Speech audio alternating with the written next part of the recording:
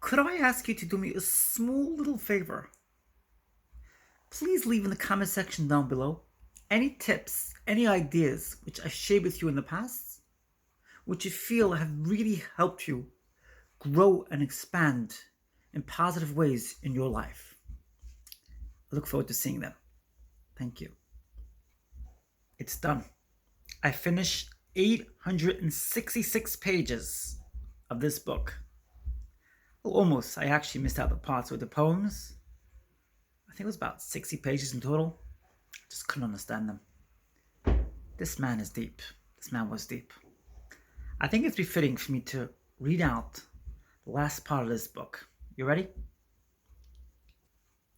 Why? What's the point? I grew up in a world where when you finish books, you make a little party. I think it's befitting. You ready? Bear with me. James Allen. I finished this entire book. Might as well read out to you about the last part.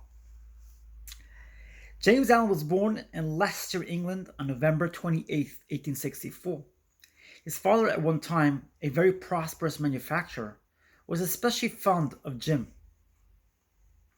And before great financial failures overtook him, he would often look at the delicate, refined boy poring over his books and would say, "My boy, I'll make a scholar of you."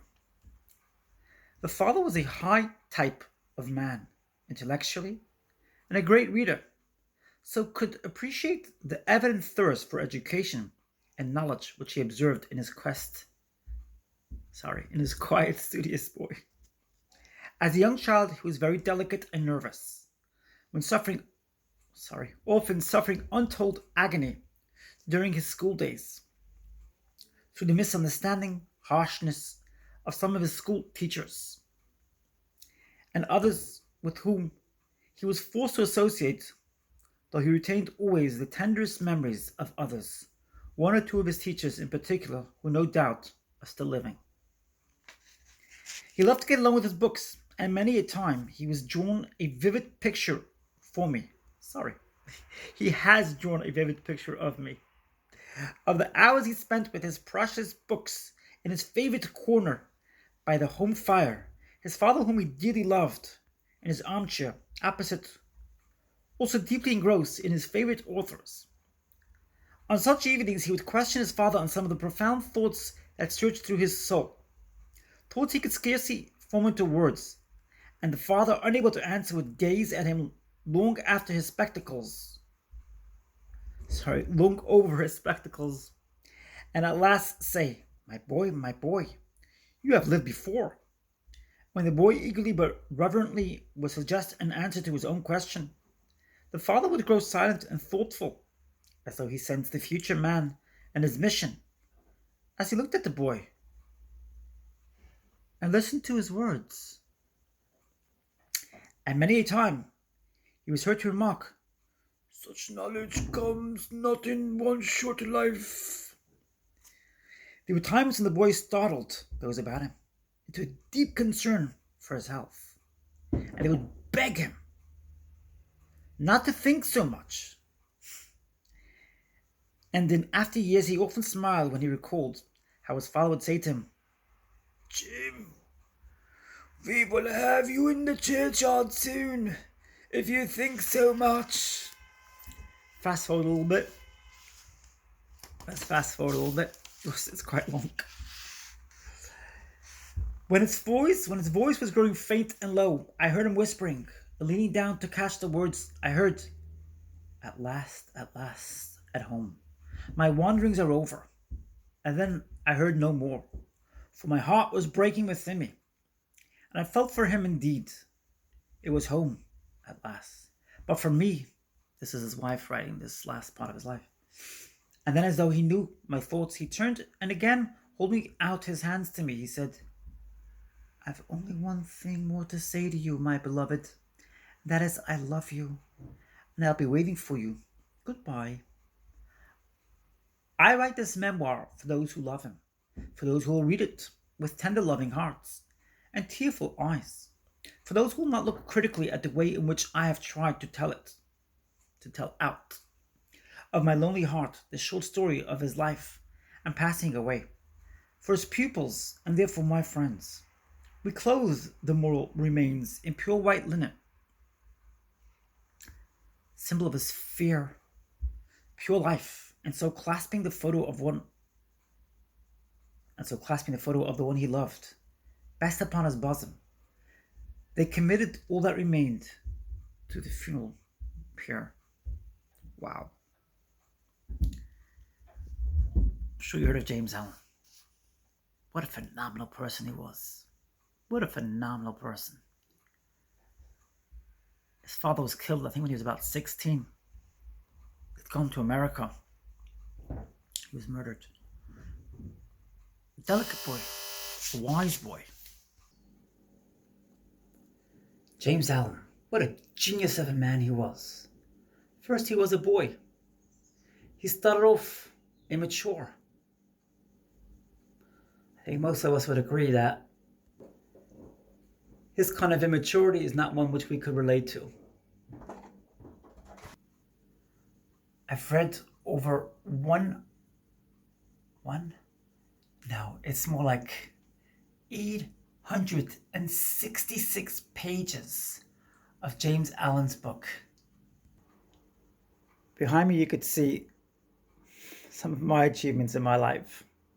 They pale in comparison to James Allen's. I've become very studious in the last couple of years. I read about 15 books a day, close to 15 books a day, from 15 books a day. It's profound. It's amazing. It's changed my life. I'm so pleased I finished James Allen's full book. What do you think about reading? What's your opinion? Have you read a lot of books in your life? Has it changed your life? I'd love to hear more about it. Please share your thoughts about it.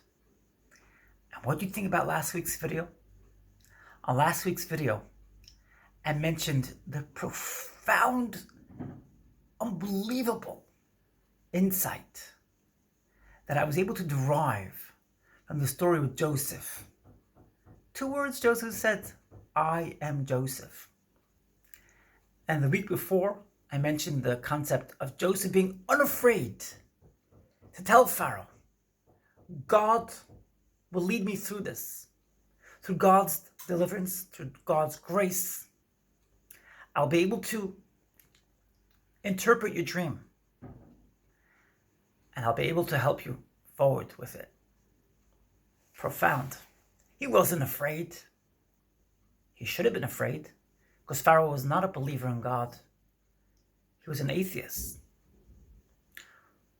Actually, I think Pharaoh believed in many different gods, but he wasn't afraid. Be yourself. Be yourself. Don't be afraid to be yourself. Be strong. You could do it. You're allowed to be yourself. You don't have to be a duplicate of anybody else. Be your own identity. That's what books has taught me. Do not be a duplicate of another person. Do not be afraid to be who you are. Do not be afraid to stand up for yourself. Do not be afraid to love yourself. Do not be afraid to cherish and value your own insights, your own godliness. And don't let anybody manipulate or control you or to hold a grip over you. Nobody has a right to hold a grip over you. It's your life. God gave you this life. It's your free gift. Do not let anybody control and manipulate you. Joseph was manipulated by his brothers. They tried to make him feel guilty. Hey, they said to him, our father? You know you've caused him? By forcing us to bring Benjamin down? You know you've caused him? Do you know how much aggravation and pain you've caused him? Joseph was not deterred. He said, I won't stop this. He said this in his own mind. I won't stop this until I know for sure that you guys have reunited and you are one as a family now. You're a family unit. As far as my father's aggravation, you're not really one to talk about father's aggravation, for you have caused him plenty over the years. So let's move on and get the job done, he said, his beautiful brothers. And the job that did get done thereafter. That's my message today. I look forward to your amazing feedback as usual. Mike, and many others who have left such awesome comments in the past. Keep it up. I love it. I enjoy it. Have a great day, and I look forward to seeing you again next week. Enjoy the weekend. Enjoy this precious gift called life. It's yours to live. Live it for free.